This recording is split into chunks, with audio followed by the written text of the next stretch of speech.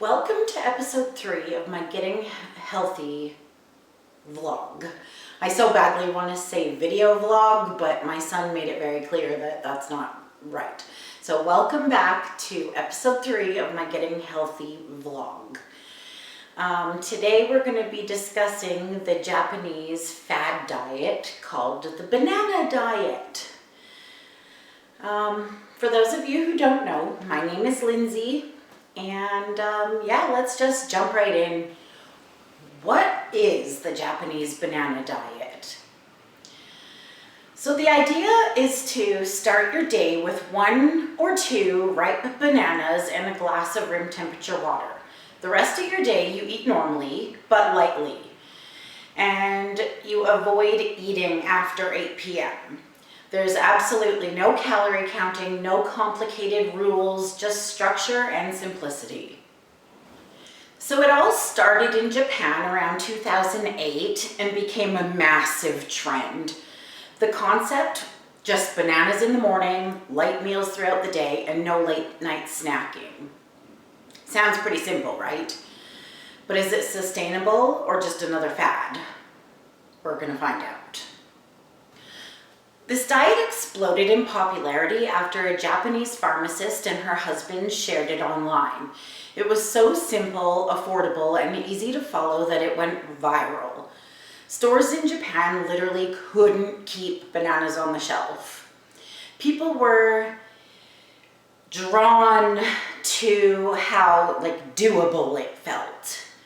No calorie counting, no expensive ingredients. There are only 5 major rules that you need to follow. It's very gremlin-like. Rule number 1, you eat 1 to 2 bananas followed by a glass of room temperature water to start your day. Number 2, lunch and dinner are normal but really light, nothing too heavy or too greasy. Rule number 3, no desserts. So all those sweet tooths might not like that too much, but absolutely no dessert. Rule number 4, no eating after 8 p.m. And finally, rule number 5 is to go to bed before midnight. So now you can kind of see what I mean by very gremlin-ish, hey? Now here's where I'm going to be switching it up a little bit. The original banana diet recommends starting your morning with bananas and water, but I'm not going to do that. Why? Well, because I'm choosing to combine the banana diet with intermittent fasting. So I'm following a 16-8 fasting window, as I discussed in episode 2. Which means I don't eat anything until 5 o'clock at night. So instead of eating bananas in the morning, I'm opening my eating window with them in the evening. Since it's in the rules not to eat past 8 o'clock, my 8-hour eating window now becomes a 3-hour eating window. I wonder how I'm going to feel about that.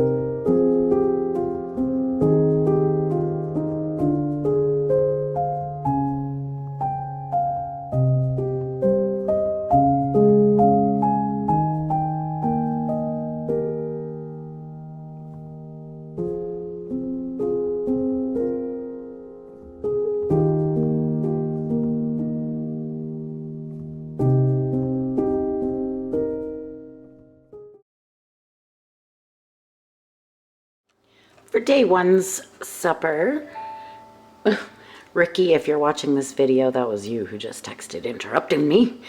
For day one's supper, I made some air fried pork sausages, roasted mini potatoes, and some salad.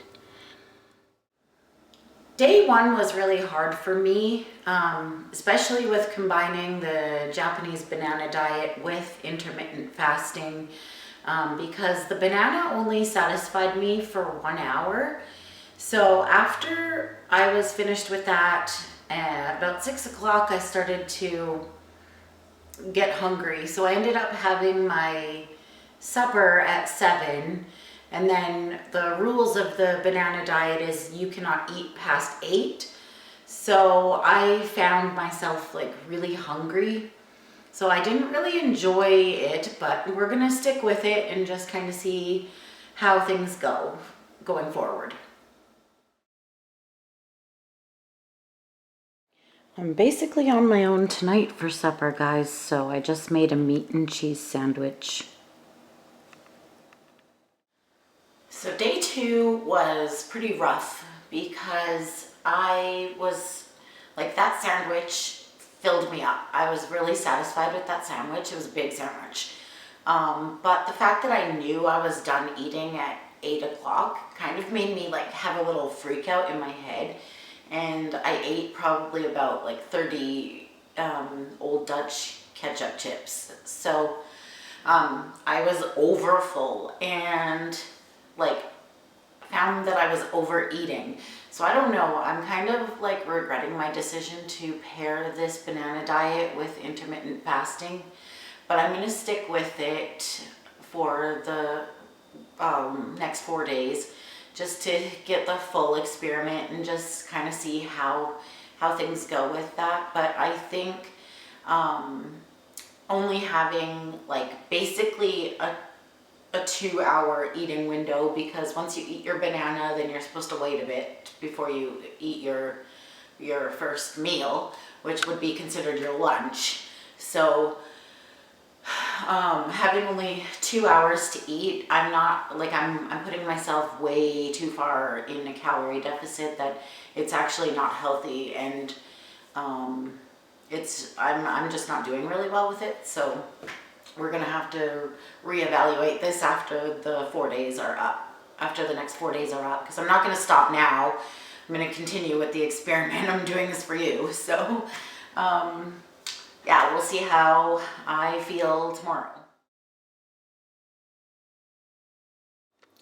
Tonight, I just made some shredded chicken tacos on salsa, tomato salsa tortilla.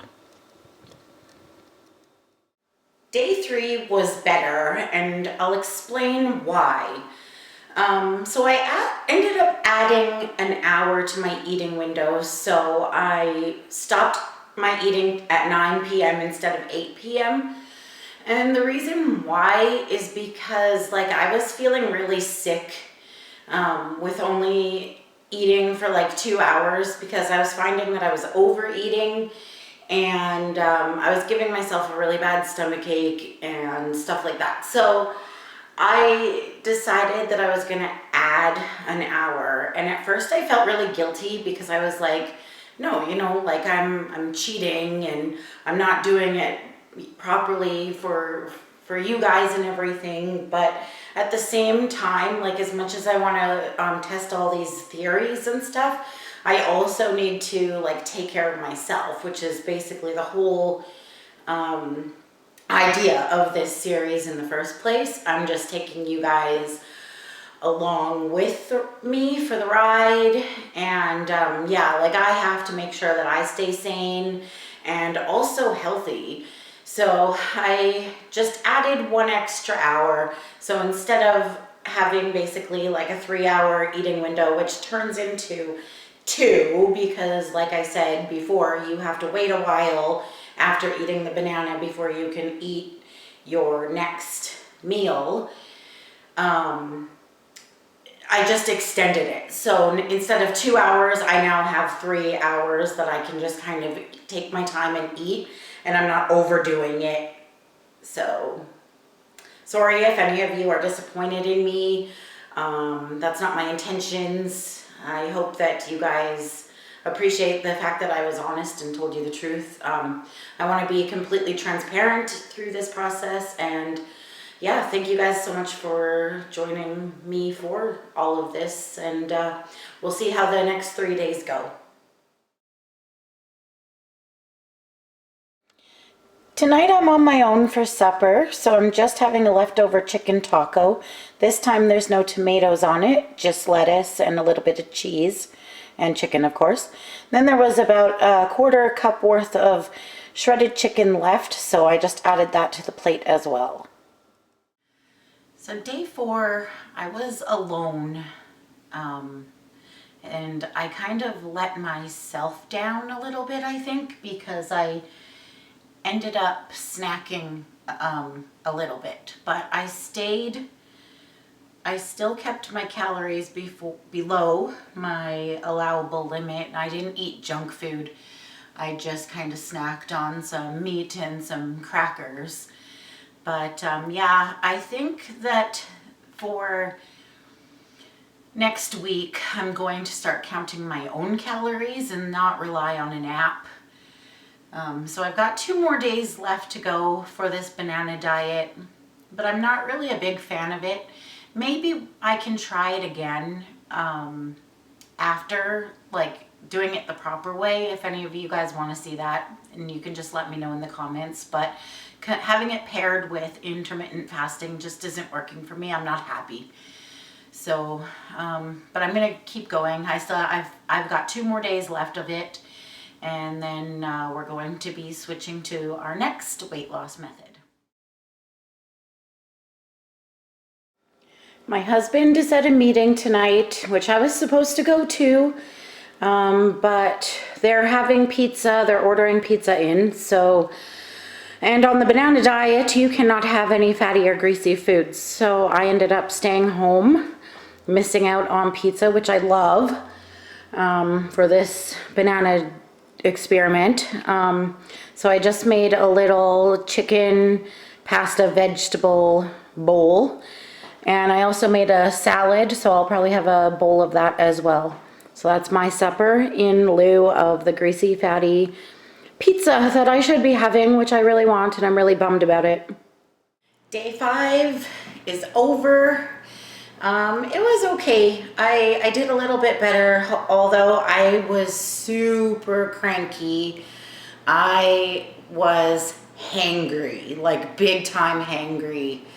I'm not doing well. It's very, very difficult. Like the amount of calories I've been eating while combining this banana diet with intermittent fasting, the amount of calories that I'm able to eat within a 2-hour time span is, or I guess like 3, because you got to count the banana too, is way under what is actually safe.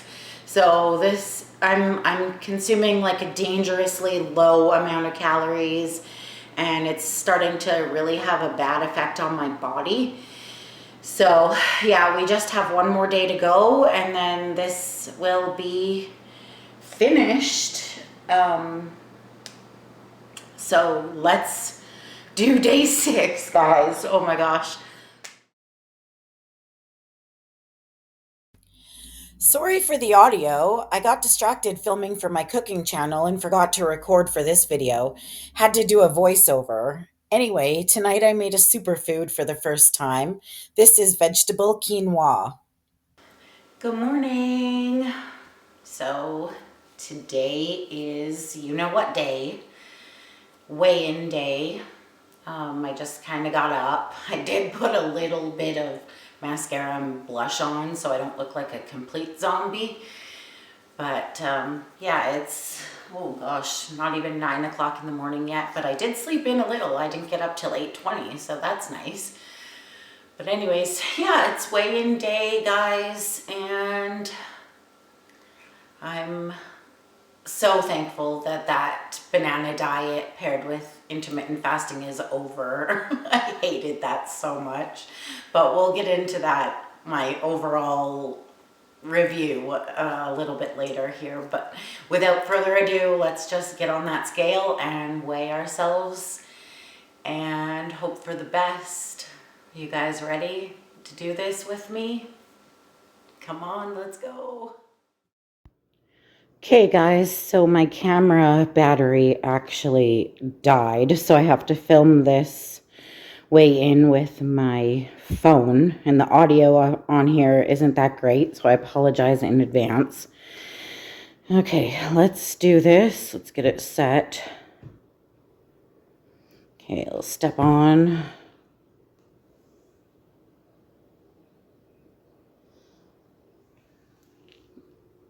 Okay, don't move, Lindsay. 165.2. Okay, well, at least I lost a bit. Okay, so we are about to wrap up this video here.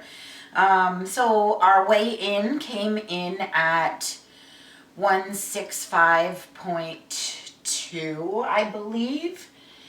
And so that's a 1.4 loss for this week, combining the intermittent fasting with the Japanese banana diet. And I'm okay with that. I honestly was a little worried that I wasn't going to be losing anything, but yeah, I'm happy with 1.4 pounds. So in a total of 3 weeks, I've lost 4.2 pounds, which is actually really like a healthy amount of weight to lose. And it's really sustainable. So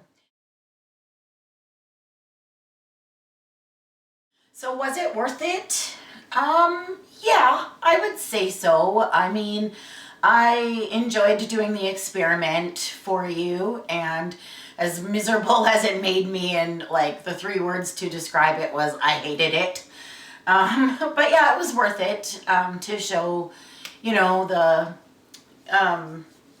method. I'm really happy that I did the experiment.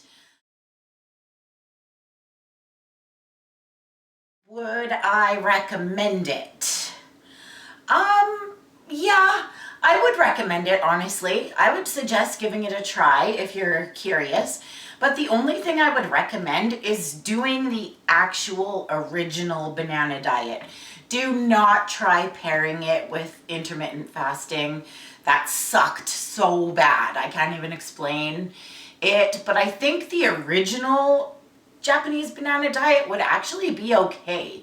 And basically those are those like 5 rules that I mentioned at the very beginning. Start your day with 1 to 2 bananas followed by a glass of room temperature water. Do not have your lunch and your dinner as normal. Just keep it like super light, nothing too greasy, nothing too fatty. Don't eat after 8. No desserts at all, and go to bed by midnight. That's the original banana diet. So that I would actually recommend trying. I'm actually curious about it myself. But doing it, pairing it with intermittent fasting, absolutely no, I do not recommend it at all. Okay guys, so I'm gonna start closing out this video now. This has gone on long enough. 1.4 pounds this week, intermittent fasting diet paired with the Japanese banana diet. That's a pretty good amount of weight loss, healthy amount of weight loss. Now, I am curious about the original banana diet, like I said. So if anybody wants me to experiment with the actual original banana diet, just let me know down in the comments and I will add it to my list of things to try. But yeah, so make sure you subscribe and like this video, and because next week we're going to be diving into how to properly count calories and macros, and try I'm setting like daily limits for myself for calories and macros. So we're going to be diving into like how to go about figuring all of that out. So that's coming next week, guys. So yeah, I will see you next week. Thank you so much for watching and for your support as always, guys. And always remember, you can do anything that you put your mind to. Bye.